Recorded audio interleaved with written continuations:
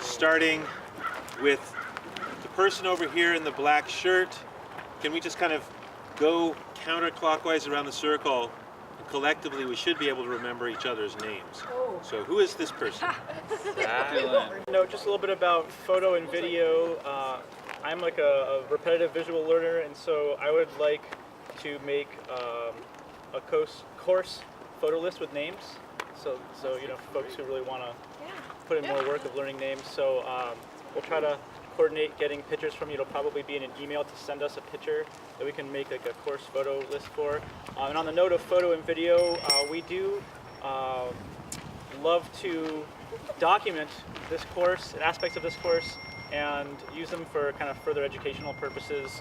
And we have Pandora from Sustainability Today, is that right? The Center for Sustainable The Center for Sustainable Today, who's also wanting permission to document. And so we will have an official release for you, but just for today, if you choose to not appear in any of that, just check in with her specifically and one of the four of the team, Julian, Reddy, Mark, or myself, and then that way we can have that awareness, okay? So we'll have the formal permission thing. Sorry we didn't address that earlier. Just want to make sure that folks are comfortable knowing what's happening with the pictures, and if you opt out, that's honored. Okay. And we're going to walk through the block, through another yard, and kind of do a circuit around the block. But what we're looking at here is we're in the midst of what historically is known as the first single men's colony west of the Mississippi River. That's just a long way of saying something like they needed to build a bunch of really crappy housing fast in order to house men who would come out and work in the lumber mills. Because they were just, the reason we're called Stumptown is because they cut down everything. So there was just stumps. And the biggest sawmill in the region was just down the hill from here.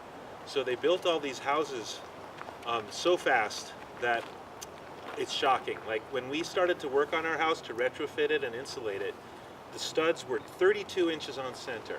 Wow. Like a crappy house is 24 inches on center. This is ultra crappy at 32 inches. So super rickety. And then the concrete, they didn't even bother to trench into the ground. They just poured it right onto the surface of the dirt. Wow. So, you know, that's how much commitment was shown initially. So we've been working on this house for a long time. When we first came into kind of occupancy here, it was as renters, and we quickly fell in love with the place. This is Ivy Lou. She's an attack dog, as you can see. She keeps the place safe. Willow's kind of in love with Ivy Lou. It's a thing. But there's Emmett. He's a villager. He's been here from the start. One of the first troublemakers of the neighborhood. That's a good life for sure, yeah. Okay, so we're in this place that was basically set up to house workers to cut down trees, and it's just a really ordinary circumstance. And what I love about living in an ordinary circumstance is that we get to create a prototype for everyone to be able to relate to. Like, oh, it's so ordinary, and yet look what they've done.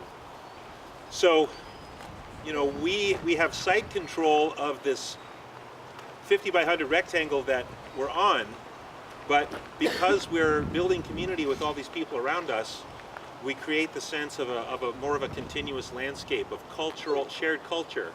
So as we walk around, you'll see lots of things that we've planted. And we've been planting here for a long time, so some of the trees are quite large, and most of them are bearing fruit. We've got a wide variety of different kinds of plants and trees in our edible landscape. So that's been something that we've just, you know, you can just do that without worrying about permits or permission, really. But when you look at the story of the house, we've been organizing activism out of the house since 1996. And it was only about 2008 that we realized that the house itself should be a project. For myself, you know, working in all these activist circles, sometimes you have these breakdowns of culture, and people kind of get into states of confusion and polarization with each other. And I just thought to myself, God, at least, at home, there can be a place where, there's a minimum of that. So we can have more of just a culture that, is characterized by more health and better communication.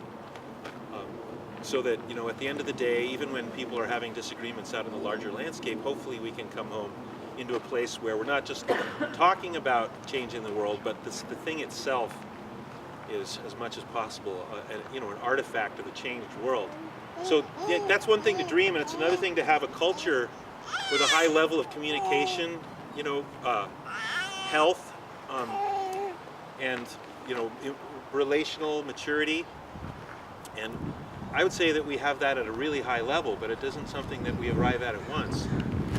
But looking at our kitchen and how we keep it, I mean, the ultimate evidence is whether or not people wash their own dishes, actually, and we definitely have that for the most part all the time. And people being respectful and really almost never stepping on each other's toes because we're so considerate. We work together a lot, we play together a lot, we eat together quite frequently and do common projects. But part of what has helped with that is that the house that we inhabit it as a village. So if you look at the master plan of the house, there's like almost every form of human commons on the site. From the fact that the entire landscape is either edible by humans or beneficial to birds and mammals and insects.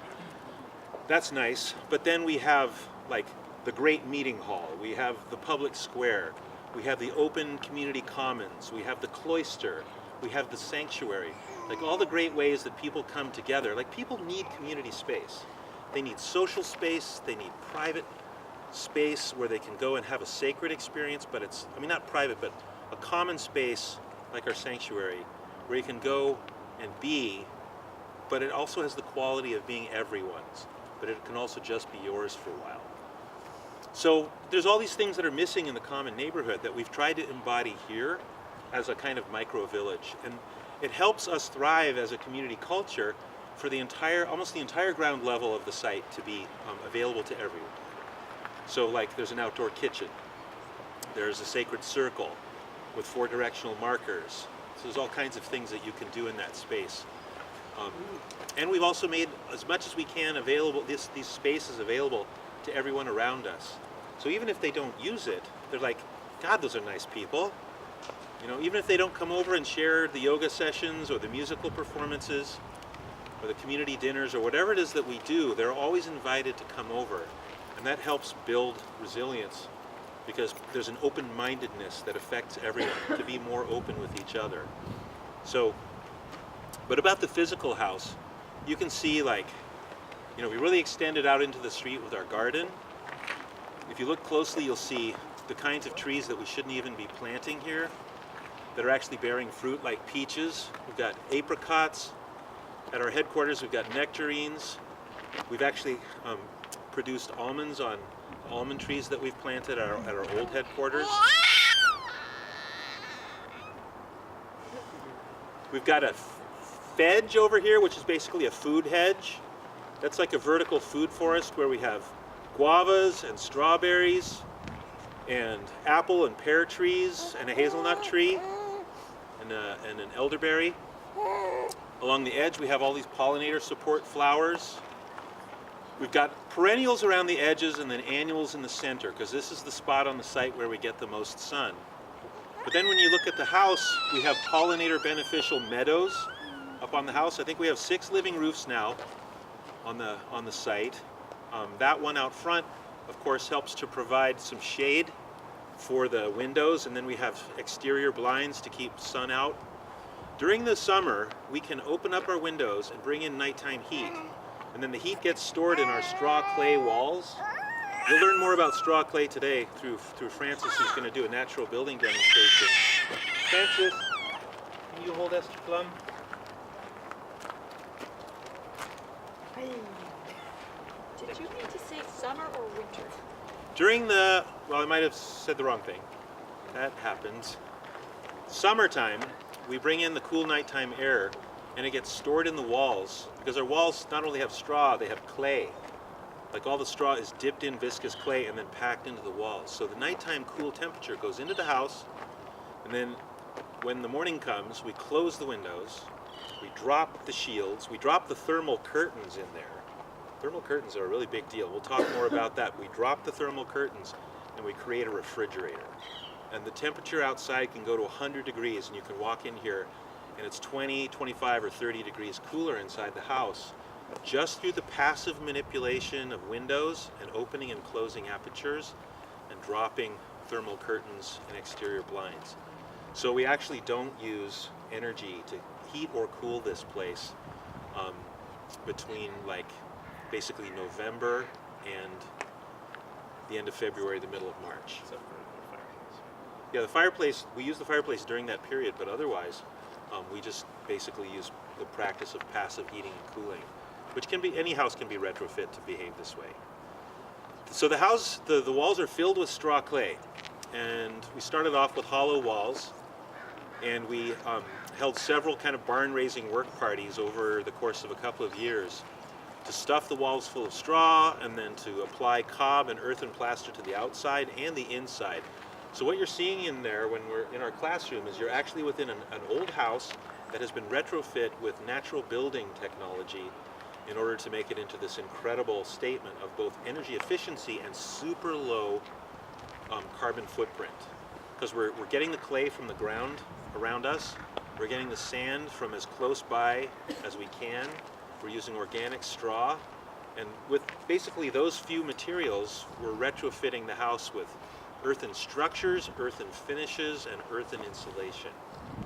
So low embodied energy, super healthy, non-toxic, nobody's getting cancer out of it, and anyone can participate without getting hurt. It's super artistic. Yeah, and obviously, one of the things we're challenging is the idea that the house is just a product. Like in America, your house is an investment.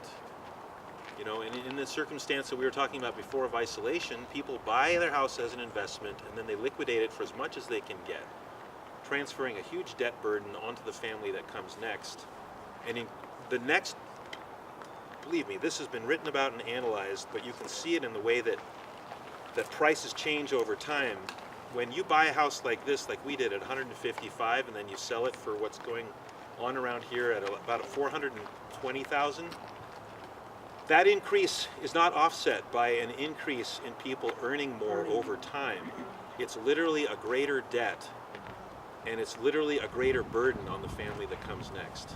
If we're thinking like, gosh, why are these social problems compounding? Why are parents less present with their children? It has to do with servicing that debt burden, which will become so onerous that we'll have yet another collapse because people won't be able to keep up anymore, and then it'll affect everyone's economy. So we have to be thoughtful about that. Here we're thoughtful about that. We make sure that everyone who lives here doesn't pay more than $300 to live here. In fact, the spread is from $100 for the lowest cost space to $300. And the great profit there is to live with people who are less burdened and have more time on their hands to contribute more to their community. So everyone wins. And after working in, we were talking earlier about real estate, I wouldn't dream personally of trying to extract from other people. I've worked too long in real estate, since the age of 13 till now, in the architecture and planning business, to want to take more than is appropriate from other people. So it matters in the social ecology of things. What we get in the end because of that behavior is stability and continuity of relationship. People live here for a long time, not just for cheap rent. That's not even what it's about at all. It's to be part of a culture of intention. The people around us are very stable for the most part. There's a couple of houses where there's more turnover, but for the most part, nothing on this house has been gentrified, and people are stable for long periods of time because they're never going to find a stronger sense of community elsewhere if they liquidate where they live and they go elsewhere. So what we've created is something that you can't buy, actually. Maybe you could buy into a co-housing place, but you still may never find that sense of community. So, yeah, she's all about it. That's all she's ever known. So does anyone have anything to add or ask at this point before we move on? Question about the walls. Is that code? Yeah, Acceptable? good question. Just retrofit with straw clay? So so she asked whether or not this meets code. When we first did it, it was illegal, and then we reported ourselves. Like, whoops, we accidentally filled our walls with straw clay. And then the city said, whoops, well, darn, then we'll have to retroactively legalize it. Darn it. Let's create the Alternative Technology Advisory Committee so you won't have to do it that way anymore. Just submit it to the, basically they said, let's put permaculturists and natural builders in charge of legalizing things that haven't been legal yet. So this was pre-legal, and now it's legal. Like Mike Reynolds in the Earthship movie, Exactly, same story. with sewage going through different parts of the house and all Yeah, stuff that makes sense but that people don't understand yet. So this actually now is legal, and there now are legal permitted structures using straw clay in the city of Portland now. And when we were legalizing this, they said, okay, so in order to legalize this, we have to have examples of where it's been done. Don't tell us where it's been done. We don't need to know. Just show us pictures and give us, you know, your anecdotes and whatever testing that you can find. We provided that information. There was a few more questions. And that, along with several other natural building materials, have been legalized. Like you can actually use cob now, for instance, to create high-efficiency wood stoves. In fact, the holy grail of rocket stoves, which you'll learn more about, are now legal in Portland, Oregon, using earthen materials to build them as your primary heat source in your home. So it is true that sometimes you have to break the rules in order to change the rules. Maybe every time, like the civil rights movement, you know, had to do what it had to do. So, but why don't we walk this way a little bit? As you go into the site, like, just kind of look around and ask yourself, what are these plants that you're seeing? Pretty much everything you see around you is either functional, in some cases things are merely symbolic, but mostly they're edible.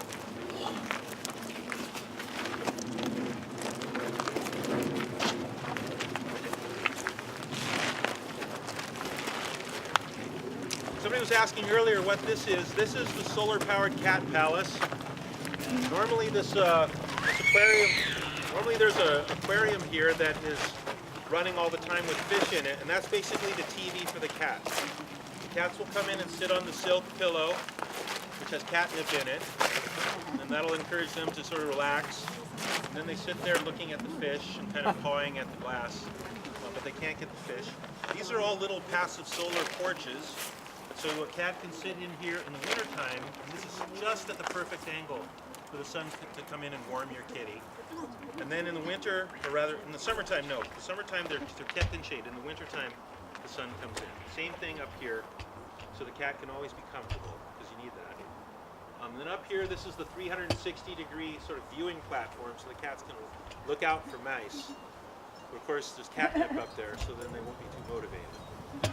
So that's what this is about. It's made out of all. This thing started off with people just being excited to create a cat palace. Holy shit, we don't have a cat palace? What are we thinking? So we took a bunch of urbanite, made the foundation. We had all this clay and sand available. We took tin cans to make the roof. Just having fun with that. Some recycled plexiglass. You can see that our apple boughs for the railing have been taking a lot of wind and rain from the southwest, so we need to fix this up. But that's the story of this. We were just thinking, gosh, cats must need a gathering place too. Yeah. So, is urbanite recycled concrete? Yeah, sorry. Yeah, that's a common term, urbanite. It's like the material of the urban environment that we can mine for our purposes. A lot of people use urbanite for raised planters and foundation materials. Okay, so notice that there's this flower edge, flowers along this edge. Over here we have bins for our natural building materials. We always have sand and clay on hand. We've got some sedum out here because we're growing materials for more living roofs that we'll be installing. So we've got a nursery here where we have trees and plants, edibles to give away. So come on up this way. Oh, yeah. Because that's what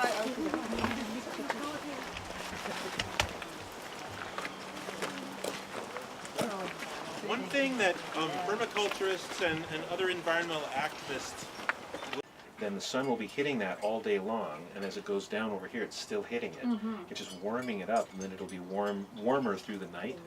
So you can actually get plants in northern latitudes by designing within microclimates. So we'll be learning a lot more about that. Okay, so come on through this way.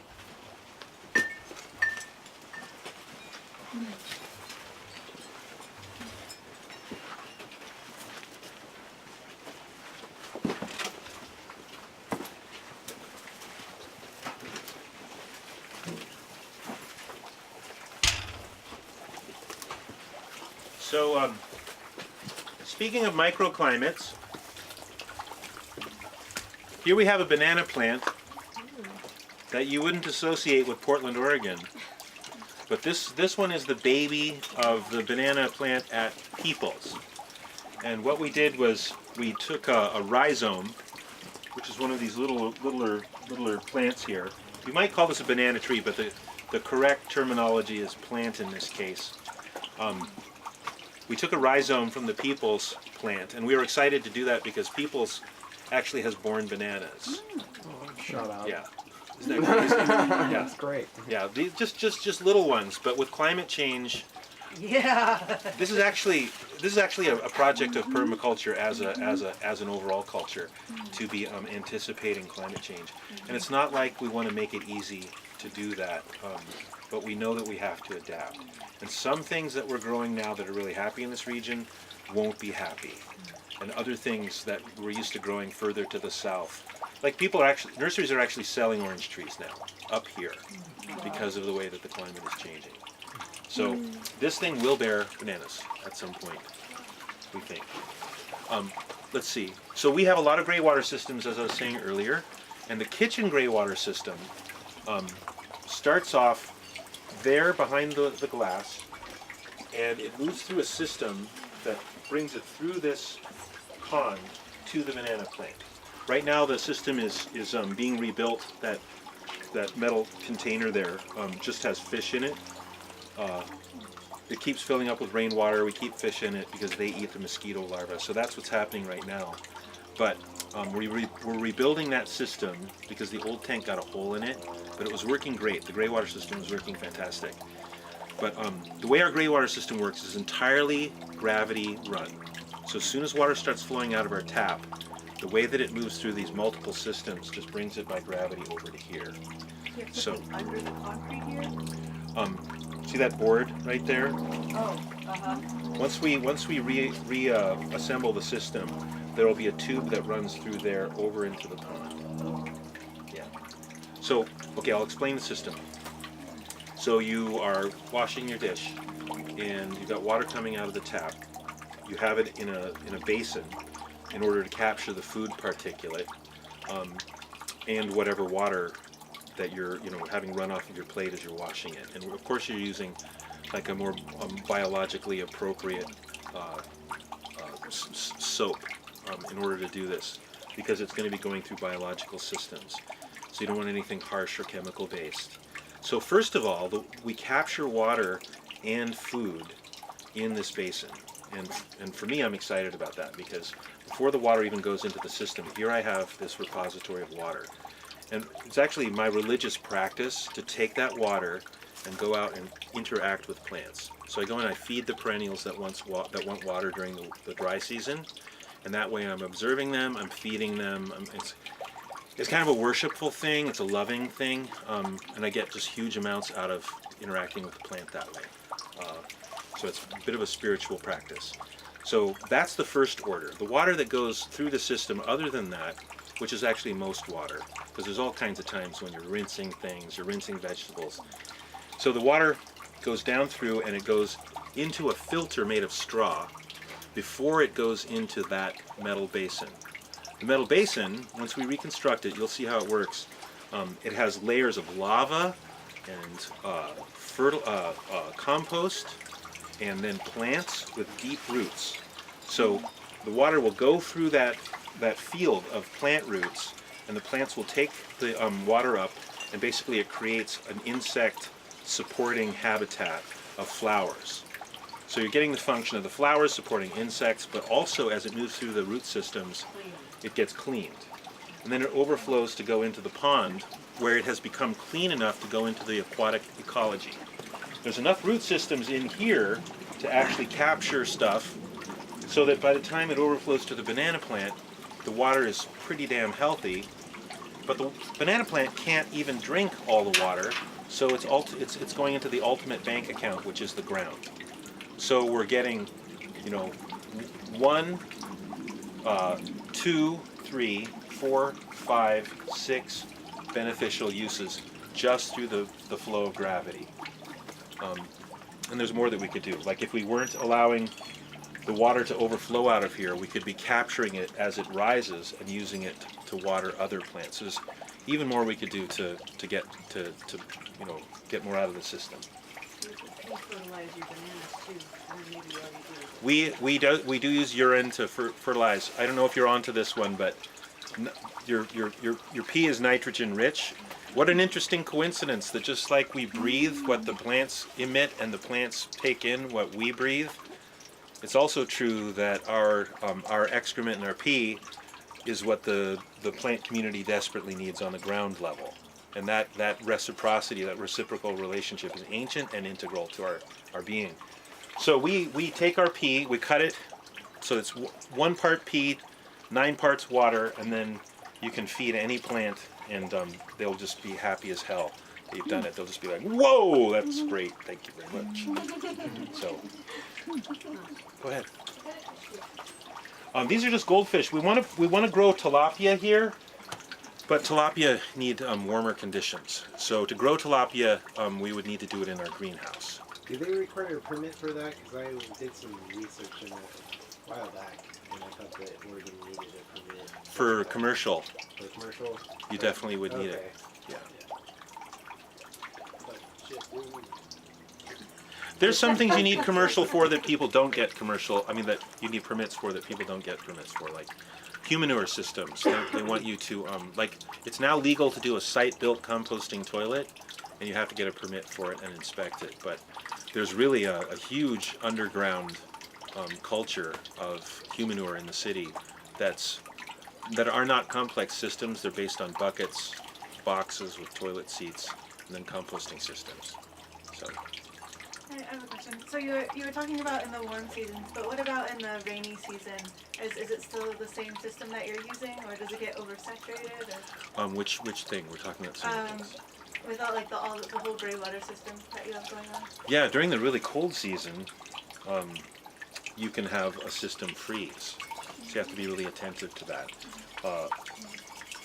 In fact, we've had plants in here that have died because of freezes, and all we really needed to do was put like a clear tarp over it to capture heat, and then that would have got us through the entire winter.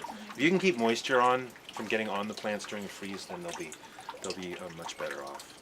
Yeah, but does that answer your question? Yeah. Okay. Well, and the rain, I thought you were also maybe asking about rain, like that rain, does that overflow or just automatically? Well, it has an overflow to the banana plant, so if this does get a lot of rain in it, it just goes to the landscape. But we have a lot of water systems here, a lot of rain barrels, and some of them are in the process of being rebuilt. But if we have like an open barrel where we're catching water, and then we're just using that water from the open barrel to, scoop, and then say water a hanging basket or something, we'll put fish in there to eat the larvae of mosquitoes. So we have open water, but we don't have mosquito problems. Are you using that as an aquaponic system too, or capturing the fish waste? That's the plan for the greenhouse. Okay. Frankly, we've done a lot, but there's a lot more we would have gotten done if we weren't working all over the place helping other people. Oh, yeah. But that's like a dream, to have an aquaculture in our greenhouse, like a vertically stacked aquaculture, cycling, and yeah, we could be growing a lot of plants, a lot of food, and fish in that small greenhouse. We could be doing it. Okay, so notice this garage here has been wrapped with cob and plaster, and that's true of the inside of the space as well.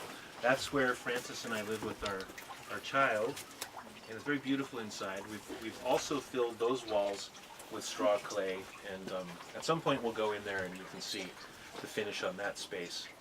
We've got all of this wood stored up here for the winter time. You can see that we have all this garlic from our harvest, our recent harvest over at our, you'll see in a few minutes when we get around the block that we have a place where we grow garlic as a community. So multiple families will plant and harvest together. So this is our share of the garlic plantation. So Mark, you put the clay on over what was already there. So the center, the core of this wall is still the stuff it was when it was. Yeah. You know, it's, Yeah, basically it was an old garage with just open walls, and so we created this thing called Larson wall trusses. They're like wall studs, but what you do is, like, here's an existing stud of our garage. We got another 2x4 like this, and we connected them at the bottom with and middle and top with scraps of plywood, and it looks like a ladder. But on the outside you have your siding, and ordinarily you'd have your interior finish here, but we've added another stud, which makes all this airspace. It makes a thicker wall. This is where you add your sheetrock on this side, and then the fact that this isn't solid but actually has holes in it means that when you fill it with insulation, you have a blanket that is not broken by studs. Studs allow temperature to travel through the wall because they're dense. So the cold will suck the heat out through the stud. The space in between, if you fill it with insulation, doesn't allow that heat transfer. So what you do with this thing called a Larson wall truss is you break the thermal bridge. A solid stud is a thermal bridge that bridges temperature. A Larson truss is a thermal break, and it makes your wall way more efficient. So we'll get more into that too in a future class. So this old garage here is a really great example of alternative natural building retrofit of an old building. We also have a Cobb pizza oven over here. It's kind of wrapped in wood right now, but this is where we'll bake bread and bake pizza. We'll do this during the class, so we'll all be out here making pizza together and feeding it with the wood. The wood that you're seeing around you right now was all collected on this block. These are construction remnants. They're trimmings from trees. We had a tree come down during the storm, so we just went out and collected it. And anything smaller than this, like, again, this is another practice for me, and it's also a way to get exercise, frankly. But you know, this can give you some BTUs. It can help to keep you warm in the wintertime. And I love having an intimate relationship with my fuel. Like, I know what it means, so I don't burn it excessively. And anything smaller than this, I clip up with my tool. Velcro. Yeah, I just go, and then I've got mulch on the ground. So I'm just sitting there mulching and pruning and collecting. And you might think, boy, that must take a lot of time, but it really doesn't. It's a thing that I do all year long, and every now and then, and we always have more than enough. So, okay, let's go back here a little bit.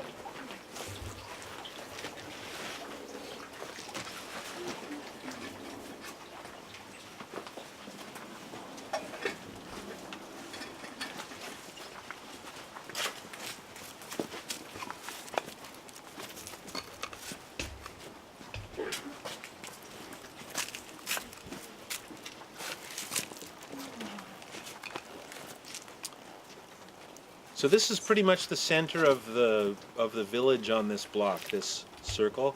It's the very first thing that we did once we were living at the house many years ago.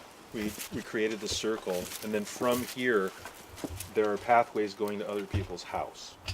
So this goes to Betty and James over there, and this goes over to Annette and Pat and Keely and Liza. In the house next door? That house? Oh, that's, okay. Yeah, these are our friends. Uh-huh. The girls have grown up on this block, and then this has been their playhouse, where they bring their friends over.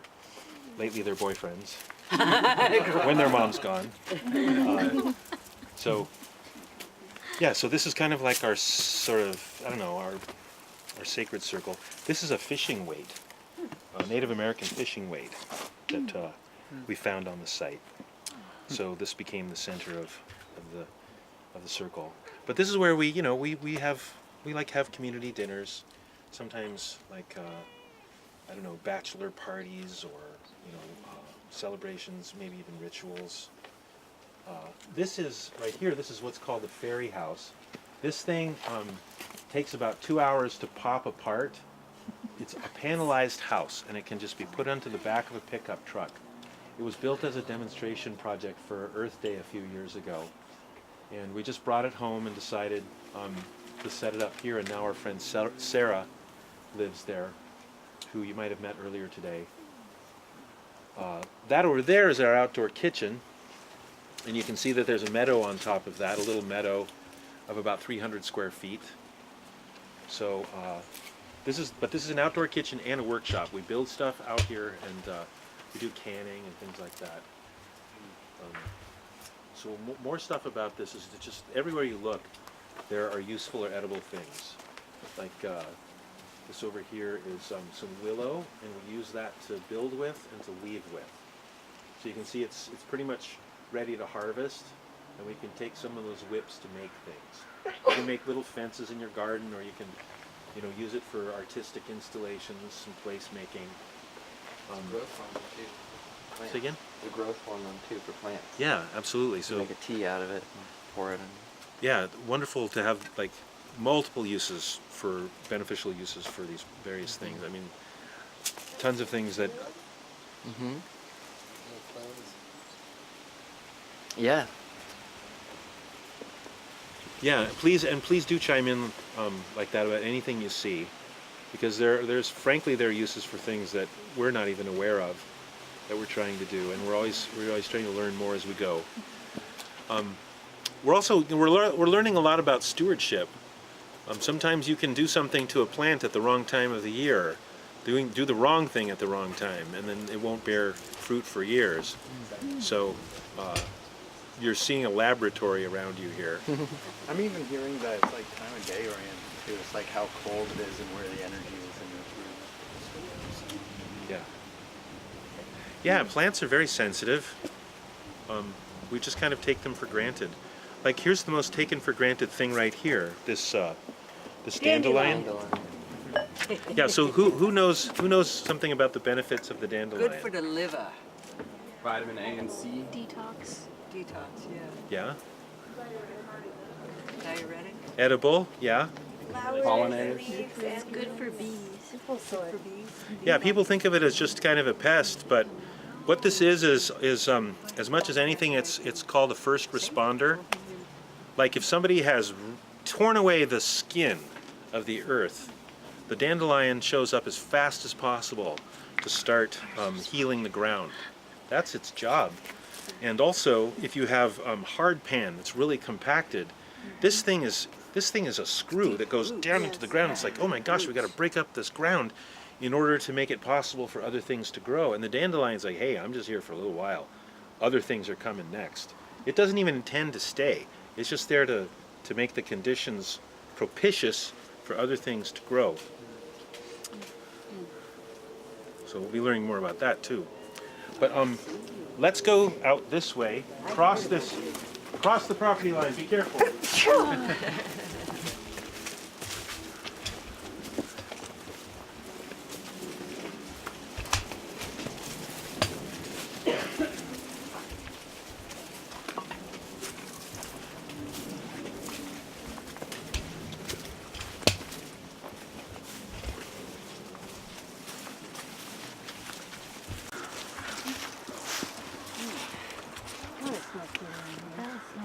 Is it? What do you smell? Just autumn. Something green, I don't know, something that's growing. All of it.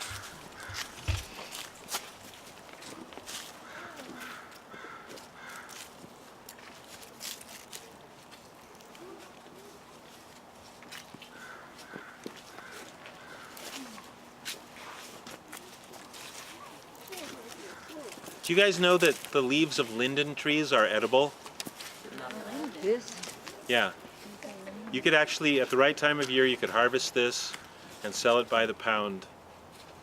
Huh. The linden tree is most common in Selwood, but while it's very frustrating to people who park their cars under it because it drops sort of a sugary sap, it's actually the most beneficial urban tree, meaning that it just gets planted so often in the urban environment, for all life forms.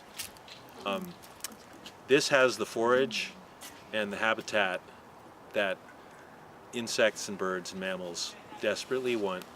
So this tree makes them very happy. But in the springtime, the leaves are delectable, and at a certain point later, when they're all covered with sap, they're almost like eating a dessert salad or something. Right now, you could even chew them; they'd be a little bit fibrous. But we had a big problem, and you needed food. You can just start chewing on a linden tree if you have to. Good thing to know. I'm happy to tell you that I know the story of almost all the trees that I can see right now. Yeah, that's awesome. Yeah. I know an elder Catholic woman that used to take care of our tea station on the corner. She planted this tree here. Wow. My father planted these 3 lindens right here. So that's how just... many years ago? This would have been in the mid-'80s that these lindens were planted. Yeah. But almost every one of the street trees around here has a story, because there used to be nothing. Like all the stuff you see here in terms of the vegetation and the structures, even the exuberant colors on the houses didn't exist before. The story of this house, one day Timmy, from three houses that way, was talking to Anne Marie, who had lived here since the mid-'60s. And he was just kind of this brash little boy, and he said to Anne Marie, he asked her, "Why is your house so ugly? Why don't you ever take care of your house?" And she's like, "Well, Timmy, I would, but I am really poor, and I don't have any children, so I don't have any help." So he was, we'd already started to paint the street out here and do projects. So he goes home and he tells his mom, and then her mom activates the neighborhood. Oh my God, Anne Marie, who takes care of the tea water on the corner, doesn't have any help, and we didn't even know it. This is so embarrassing. So within a couple of days, we already knew that her favorite colors were peach and green and purple. So we bought the paint for her, and we came out here with pressure washers. And basically, there are pressure washers all over the neighborhood. Everyone's got paint brushes and rollers. So we came out here, we pressure washed, primed, and painted her house as an army over the weekend. We even we were so passionate about it, we went into the night. And then the landlord showed up and saw what we were doing and bought everyone pizza. And and that was good for the future, That was good for his relationship to the neighborhood. So now you see there are gardens around here. Now this needs a little bit of attention, but you can see we've got a serious strawberry plantation here. We've got some fruit trees underway. We've got lots of salmon berries. What are these? That's a kind of a grass. There's a man in the neighborhood who gets teosinte, the original form of corn, and it looks like a grass, and he plants it around the neighborhood. So that could be his little project. Little teosinte guy. Yeah, so there's lots of things that have been planted here that are beneficial. Let's see. Let's just keep going.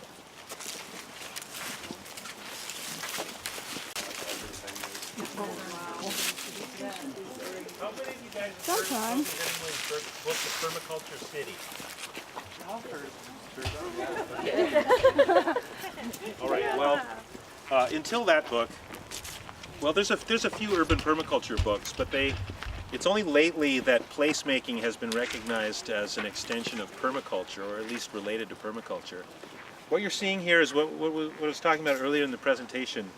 What we're trying to do is create a node in the pathways of people's movement in order to help people to connect. And that only works to a certain extent if somebody else designs it for you, like a professional architect or a professional builder does it for you. The problem with that is, if it doesn't come from you, then the story isn't integral with you. So this is an expression of people within 2 blocks in all directions, having potlucks together, and then designing and building, installing it, and then maintaining it together over time. Car.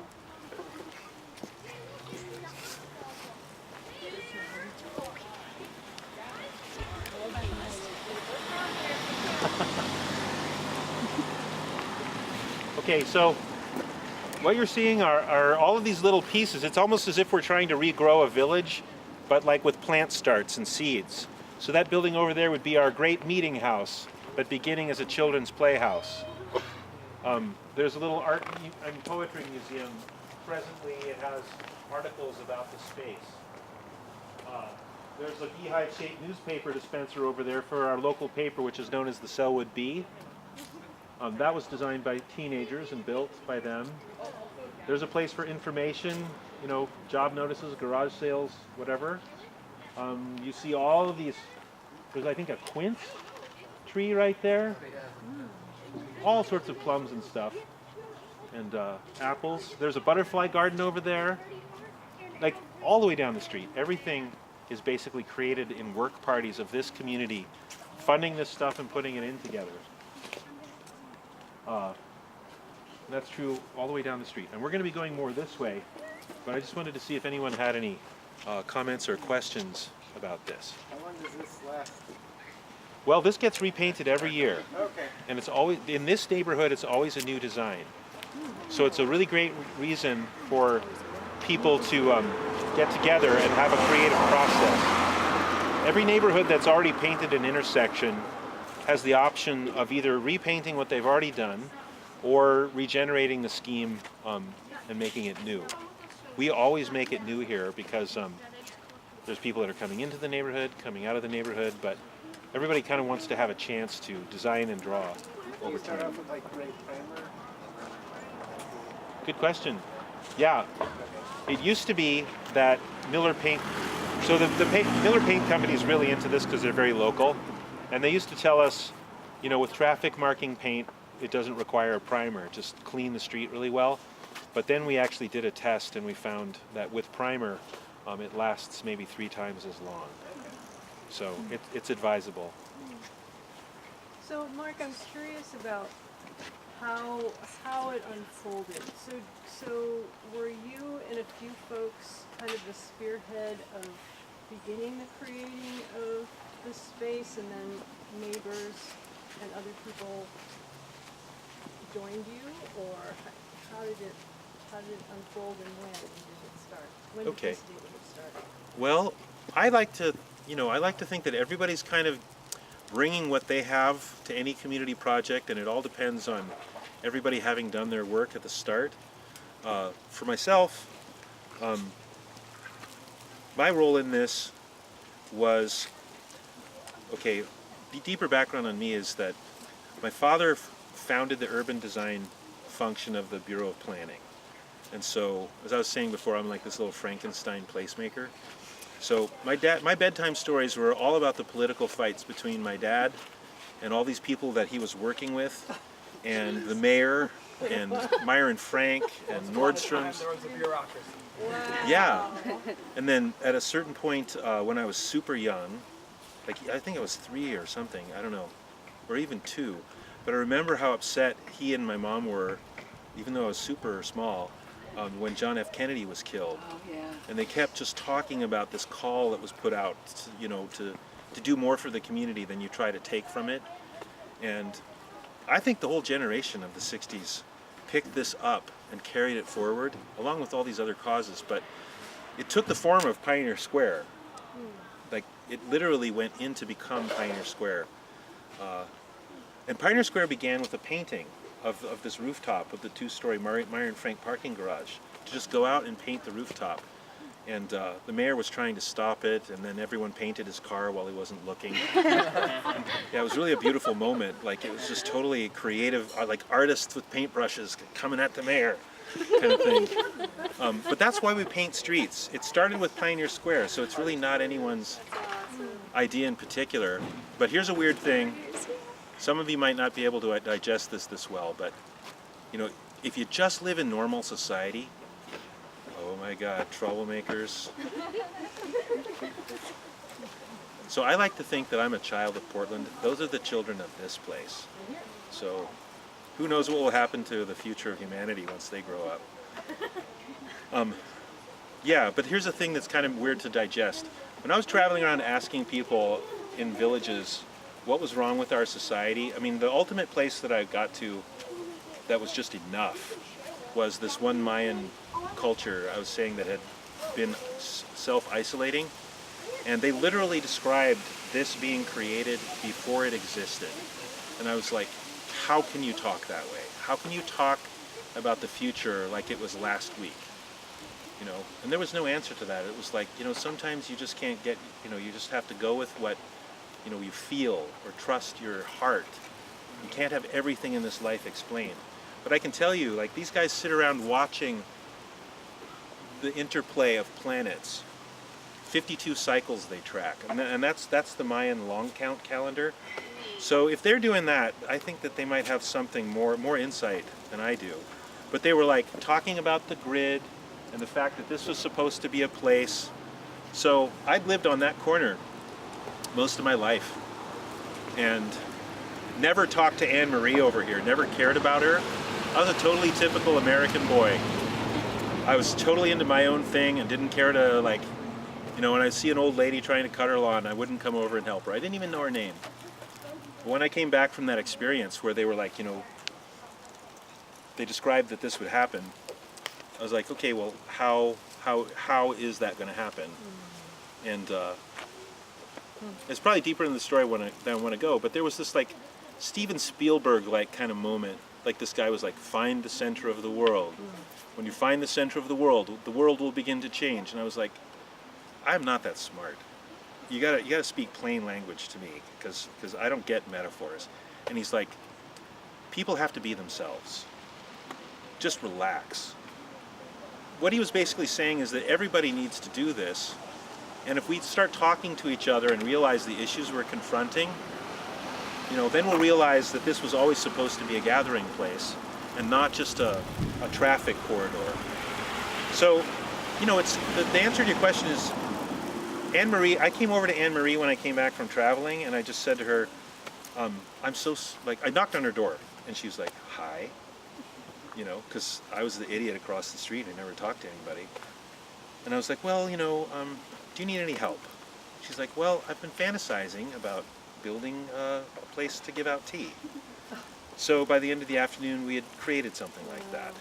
And basically all the little pieces on the corners started to accrete, and big surprise, it started to look like the things that villagers do. You know, everybody had a different distinct idea, but they all added up, just like a village does, to a spectrum of things that are interesting and make you want to be a part of a greater whole. So it formed itself. And I don't think that's unique. This place might look unique, but it isn't. It's something that people will do in their own terms if they're given a chance.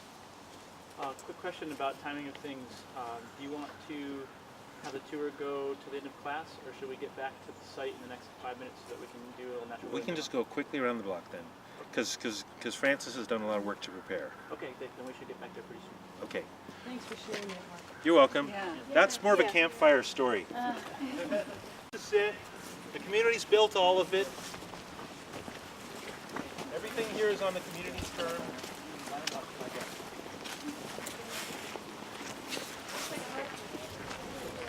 It's called the plane bag.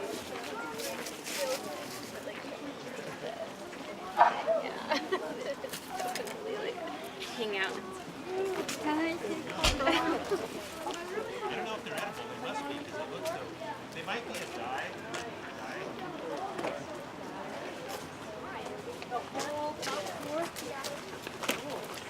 Watch out for this guy.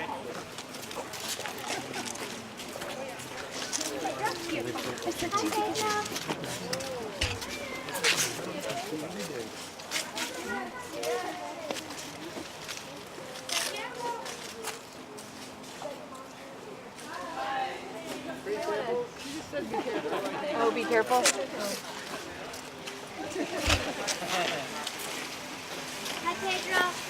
Before we go too far, I need to just call out or point out this building.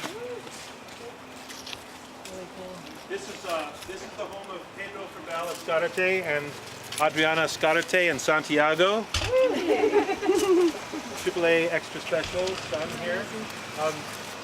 This is the home of two very special people in the community.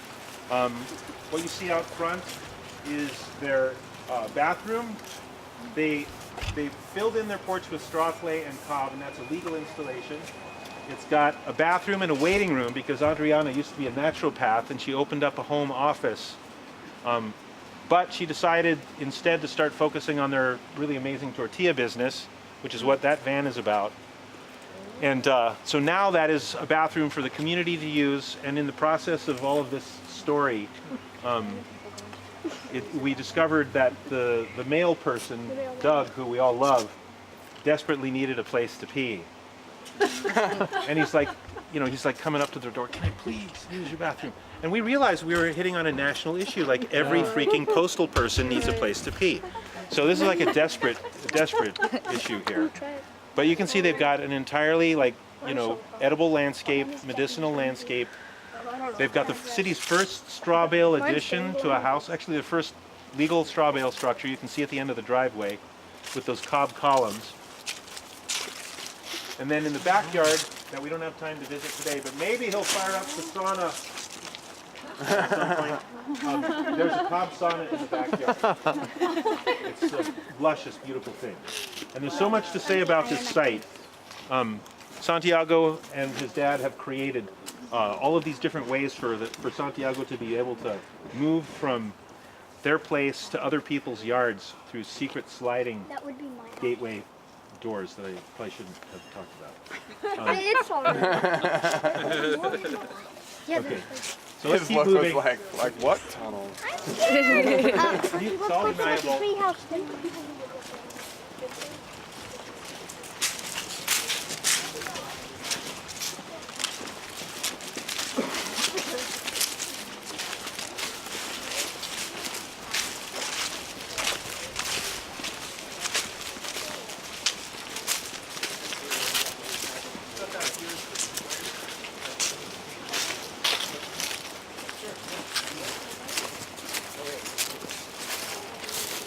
We're really lucky on this block. This woman is the woman who lives here with her husband is the director of our resilience program, basically emergency preparedness for Portland. So it's really wonderful to have her around. But she's also very much into sustainable design and permaculture. So you can see that she has really a very productive landscape, including this orchard here. Their backyard is a certified wildlife habitat, certified by Audubon Society, I believe. Also, there's a lot of micro enterprise on this block, which shouldn't be overlooked, because ultimately, like green jobs, local jobs, community-based, creating ways of making a living are extremely important. So Nick works out of the house here as an architect on his own. Jana works with the government, it's true, but they also generate income by having a nursery school in the basement of their house, which is focused on serving the local community. And you know, at best the children come from within walking distance, so there's no carbon emitted as the children are being brought to and from the nursery. So they're generating some economic livelihood, serving a real need for the immediate community.